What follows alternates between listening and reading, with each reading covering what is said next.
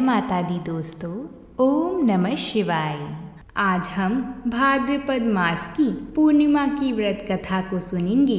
इस दिन किया गया पूजा पाठ और अनुष्ठान भगवान को समर्पित होता है और भगवान सत्यनारायण जी और भगवान शिव जी की कृपा से उनके घर में धन धान्य और सुख शांति का वास होता है। आइए अब हम भाद्रपद मास की पौराणिक कहानी को सुनते हैं। मेरी आपसे प्रार्थना है कि आप इस कथा को बीच में छोड़कर ना जाएं। इससे इस कथा का अपमान माना जाता है और इस कथा को भक्ति और श्रद्धा पूर्वक सुने। भगवान का ध्यान करते हुए आज की कथा को हम शुरू करते हैं। बोलिए भगवान विष्णु की जय, भगवान शंकर की जय। द्वापर युग में एक समय की बात है। यशोदा मैया श्री कृष्ण भगवान से कहती हैं, हे कृष्ण, तुम सारी संसार की पालन करता, पोषक तथा उसके संहार करता हो। आज कोई ऐसी व्रत मुझे कहो जिसके करने से मृत्युलोक में स्त्रियों को विधवा होने का भय ना रहे तथा यह व्रत सभी मनुष्यों के लिए मनोकामनाएं पूर्ण करने वाली हो। श्री कृष्ण कहने लगे, हे माता, तुमने अति सुंदर प्रश्न किया है। मैं तुम्हें ऐसी ही व्रत की एक कथा कहता हूँ। सौभाग्य की प्राप्ति के लिए स्त्रियों को 32 पूर्णमासी का व्रत करना चाहिए। इस व्रत के करने से स्त्रियों को सौभाग्य संपत्ति मिलती है। यह व्रत अचल सौभाग्य देने वाला एवं भगवान विष्णु के प्रति मनुष्य मात्र की भक्ति को बढ़ाने वाला है। यशोदा जी कहने लगी, हे कृष्ण, सर्वप्रथम इस व्रत को मृत्युलोक में किसने किया था? इसके विषय में विस्तार पूर्वक मुझसे कहो। श्री कृष्ण जी कहने लगे कि इस भूमंडल पर एक अत्यंत प्रसिद्ध राजा चंद्रहास से पालित अनेक प्रकार के रत्नों से परिपूर्ण कार्तिका नाम की एक नगरी थी। वहाँ पर धनेश्वर नाम का एक ब्राह्मण रहता था और उसकी स्त्री अति सुशीला रूपवती थी। दोनों ही उस नगरी में बड़े प्रेम के साथ रहते थे। घर में धन धान्य आदि की कमी नहीं थी, परंतु उनको एक बड़ा दुख था कि उनकी कोई संतान नहीं थी। इस दुख से वह अत्यंत दुखी रहते थे। एक समय की बात है, एक बड़ा तपस्वी योगी उस नगरी में आया। वह योगी उस ब्राह्मण के घर को छोड़कर अन्य सब घरों से भिक्षा लाकर भोजन किया करता था। रूपवती से वह भिक्षा नहीं लिया करता था। उस योगी ने एक दिन रूपवती से भिक्षा ना लेकर किसी अन्य घर से भिक्षा लेकर गंगा किनारे जाकर मिली हुई भिक्षा को प्रेम पूर्वक खा रहा था कि तभी धनेश्वर ने योगी का यह सब कार्य किसी प्रकार से देख लिया। अपनी भिक्षा के अनादर से दुखी होकर धनेश्वर योगी से बोला, हे महात्मन, आप सब घरों से भिक्षा लेते हैं, परंतु मेरे घर की भिक्षा कभी नहीं लेते। इसका क्या कारण है? योगी ने कहा, हे राजन, निसंतान घर की भिक्षा पतितों के अन्न के तुल्य होता है और जो पतितों का अन्न खाता है वह भी पतित हो जाता है। क्योंकि तुम निसंतान हो, अंततः पतित हो जाने के भय से मैं तुम्हारे घर की भिक्षा नहीं लेता हूँ। धनेश्वर यह बात सुनकर अपने मन में बहुत दुखी हुआ और हाथ जोड़कर योगी के पैरों पर गिर पड़ा तथा आर्तभाव से कहने लगा, हे महाराज, यदि ऐसा है तो आप मुझको पुत्र प्राप्ति का उपाय बताइए। आप सर्वज्ञ हैं, मुझ पर अवश्य ही यह कृपा कीजिए। धन की मेरे घर में कोई कमी नहीं है, परंतु पुत्र ना होने के कारण मैं अत्यंत दुखी हूँ। आप मेरे इस दुख का हरण करें, आप सामर्थ्यवान हैं। यह सुनकर योगी कहने लगे, हे ब्राह्मण, तुम चंडी माता की आराधना करो। तभी घर जाकर उसने अपनी स्त्री से सब वृतांत कहा और स्वयं तप के लिए वन में चला गया।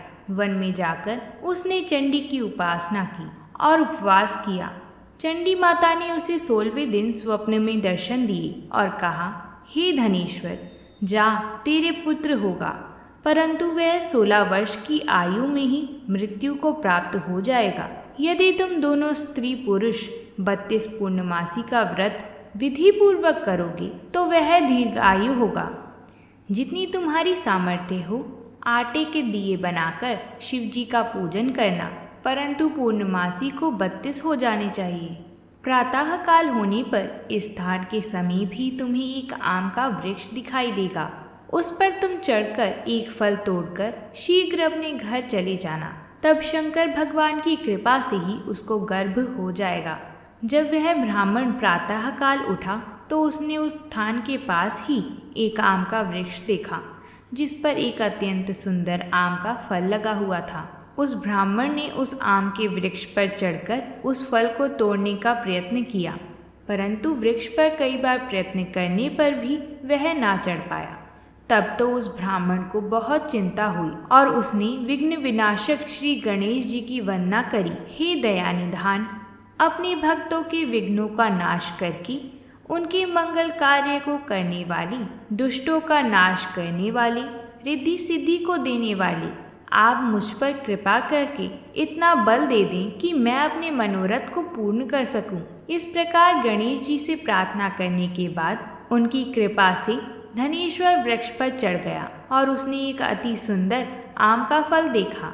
उसने विचार किया कि जो वरदान से फल मिला था वह यह है और कोई फल दिखाई नहीं देता। उस धनेश्वर ब्राह्मण ने जल्दी से उस फल को तोड़कर अपनी स्त्री को लाकर दिया और उसकी स्त्री ने अपने पति के कथा अनुसार उस फल को खा लिया और वह गर्भवती हो गई। देवी जी की असीम कृपा से उसे एक अत्यंत सुंदर पुत्र उत्पन्न हुआ, जिसका नाम उन्होंने देवीदास रखा था।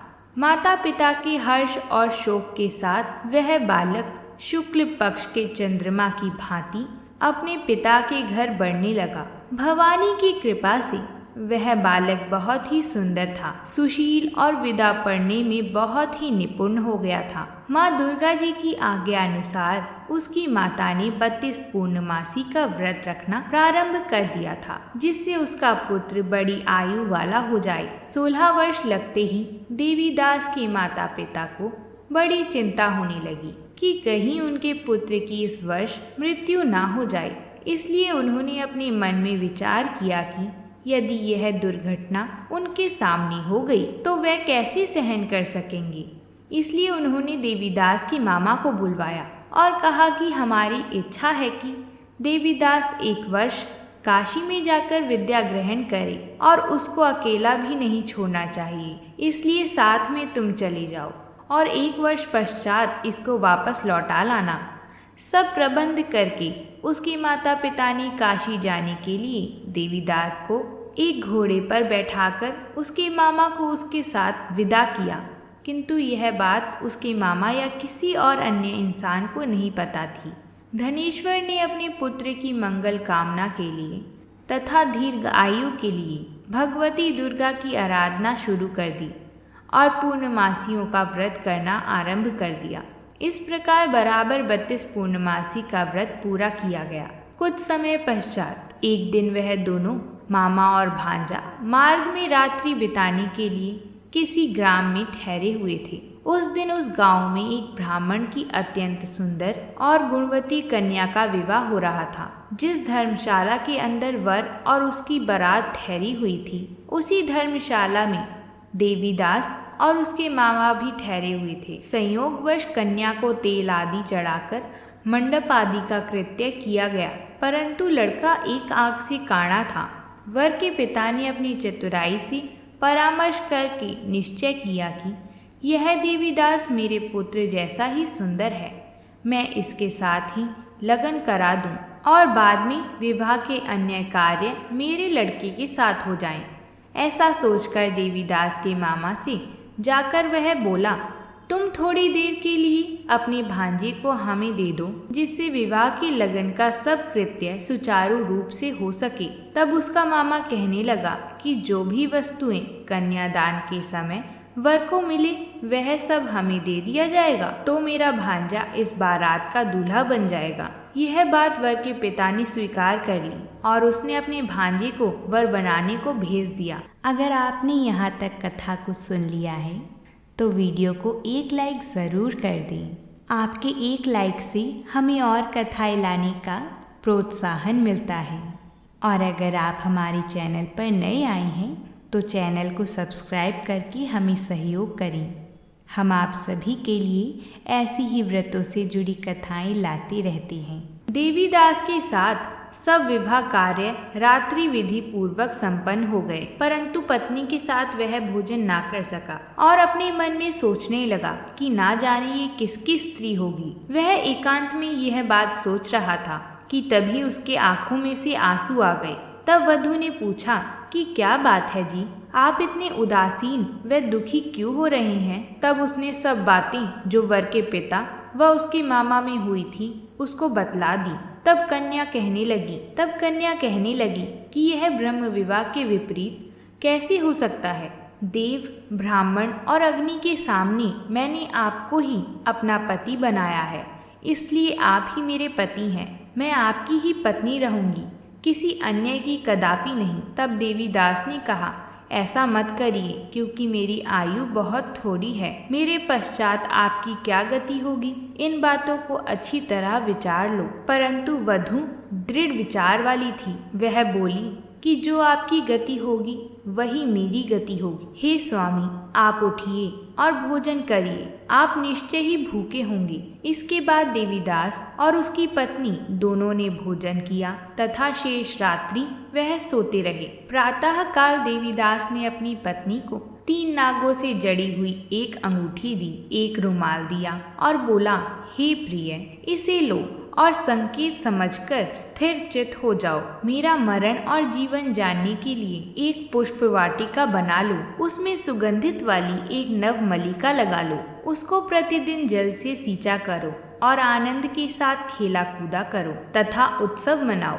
जिस समय और जिस दिन मेरा प्राणांत होगा ये फूल सूख जाएगा और जब ये फिर हरे हो जाएंगी तो जान लेना कि मैं जीवित हूँ। यह बात निश्चय करके समझ लेना, इसमें कोई संशय नहीं है। यह समझाकर वह चला गया। प्रातः काल होते ही वहाँ गाजे बाजे बजने लगे और जिस समय विवाह के कार्य समाप्त करने के लिए वर तथा सब बाराती मंडप में आए तो कन्या ने वर को भली प्रकार से देखकर अपने पिता से कहा कि यह मेरा पति नहीं है, मेरा पति वही है जिसके साथ रात्रि में मेरा पाणी ग्रहण हुआ था। इसके साथ मेरा विवाह नहीं हुआ है। यदि यह वही है तो बताएं कि मैंने इसको क्या दिया। मधुपर्क और कन्यादान के समय जो मैंने आभूषण आदि दिए थे उन्हें दिखाएं तथा रात में मैंने क्या गुप्त बातें करी वह सब सुनाएं। पिता ने उसके कथा अनुसार वर को बुलवाया। कन्या की यह सब बातें सुनकर वह कहने लगा कि मैं कुछ नहीं जानता। इसके पश्चात वह खुद और सारी बारात भी अपमानित होकर वह वहां से लौट गए। भगवान श्री कृष्ण बोले, हे माता, इस प्रकार देवीदास काशी में विद्यन के लिए चला गया। जब कुछ समय बीत गया तो काल से प्रेरित होकर एक सर्प रात्रि के समय उसको डराने के लिए वहां पर आया। उस विषधर के प्रभाव से उसके शयन का स्थान चारों ओर से विष की ज्वाला से विषैला हो गया था, परंतु व्रत राज के प्रभाव से उसको काटने ना पाया, क्योंकि पहले ही इसकी माता ने 32 पूर्णिमा का व्रत कर रखा था। इसके बाद मध्या के समय स्वयं काल वहां पर आई और उसके शरीर से उसके प्राणों को निकालने का प्रयत्न करने लगे, जिससे वह मूर्छित होकर पृथ्वी पर गिर पड़ा। भगवान की कृपा से उसी समय पार्वती जी के साथ भगवान शंकर जी वहां पर आ गए। उसको बेहोश देखकर पार्वती जी ने भगवान शंकर जी से प्रार्थना की, हे महाराज, इस बालक की माता ने पहले ही 32 पूर्णिमा का व्रत किया था, जिसके प्रभाव से हे भगवान आप इसको प्राणदान दें। माँ भवानी के कहने पर भगवान शंकर जी ने उसको प्राणदान दिया। इस व्रत के प्रभाव से काल को भी पीछे हटना पड़ा और देवीदास स्वस्थ होकर बैठ गया। उधर उसकी स्त्री उसके काल की प्रतीक्षा किया करती थी। जब उसने देखा कि पुष्प वाटिका में पत्र पुष्प कुछ भी नहीं रहे तो उसको अत्यंत आश्चर्य हुआ और जब वह वैसे ही हरे भरे हो गए तो वह जान गई कि वह जीवित हो गए हैं। यह सब देखकर वह बहुत प्रसन्न हुई और अपने पिता से कहने लगी कि पिताजी, मेरे पति जीवित हैं, आप उनको ढूंढिए। जब 16 वर्ष व्यतीत हो गए तो देवीदास भी अपने मामा के साथ काशी से चल दिया। इधर उसके ससुर उसे ढूंढ रहे थे। वह अपने घर से जाने वाले ही थे कि वह दोनों मामा भांजा वहाँ पर आ गए। उसको आया देखकर उसका ससुर बड़ी प्रसन्नता के साथ अपने घर में ले गया। उस समय नगर के निवासी भी वहां इकट्ठे हो गए और सबने निश्चय किया कि अवश्य ही इसी बालक के साथ इस कन्या का विवाह हुआ था। उस बालक ने जब कन्या को देखा तो उसने पहचान लिया, यह तो वही हैं जो संकेत करके गए थे। उसके पश्चात सभी कहने लगी कि भला हुआ जो यह आ गए। सब नगरवासियों ने आनंद मनाया। कुछ दिन बाद देवीदास अपनी पत्नी और मामा के साथ अपने ससुर के घर से बहुत सा उपहार आदि लेकर अपने घर के लिए प्रस्थान किया। जब वह अपने गांव के निकट आ गया तो कई लोगों ने उसको देखकर उसके माता पिता को पहले ही जाकर खबर दे दी, तुम्हारा पुत्र देवीदास अपनी पत्नी और मामा के साथ आ रहा है। ऐसा समाचार सुनकर पहले तो उन्हें विश्वास नहीं हुआ, किंतु जब और लोगों ने उनकी बातों को समर्थन किया तो उनको बड़ा आश्चर्य हुआ। लेकिन थोड़ी देर में देवीदास ने आकर अपने माता पिता के चरणों में अपना सिर रखकर प्रणाम किया और उसकी पत्नी ने अपनी सास ससुर के चरणों को स्पर्श किया तो माता पिता ने अपने पुत्र और पुत्रवधू को अपने हृदय से लगाया। यह सब देखकर दोनों पति पत्नी के आंखों से आंसू आने लगे। अपने पुत्र और पुत्रवधू के आने की खुशी में धनेश्वर ने बड़ा भारी उत्सव किया और ब्राह्मणों को भी बहुत सी दान दक्षिणा देकर प्रसन्न किया। श्री कृष्ण जी कहने लगे कि इस प्रकार धनेश्वर 32 पूर्णिमा के व्रत के प्रभाव से पुत्रवान हो गया। जो भी स्त्री इस व्रत को करती है वह जन्म जन्मांतर में दुख नहीं भोगती और सदैव सौभाग्यवती रहती है। यह व्रत पुत्र पौत्रों को देने वाला तथा संपूर्ण मनोकामनाओं को पूर्ण करने वाला है। 32 पूर्णिमाओं के व्रत करने से व्रती की सब इच्छाएं भगवान शिव जी की कृपा से पूर्ण हो जाती हैं। जय शिव शंकर। अगर आप सभी को हमारी कथा पसंद आती हो तो कमेंट बॉक्स में जय माता दी ज़रूर लिखिएगा और वीडियो को लाइक करके चैनल को सब्सक्राइब ज़रूर कर ली, क्योंकि हम आप सभी के लिए ऐसी ही व्रतों से जुड़ी कथाएं रोज़ लाते रहते हैं। अब हम आपसे कल मिलेंगे एक नई कथा के साथ। तब तक के लिए प्रेम से बोलिए जय माता दी।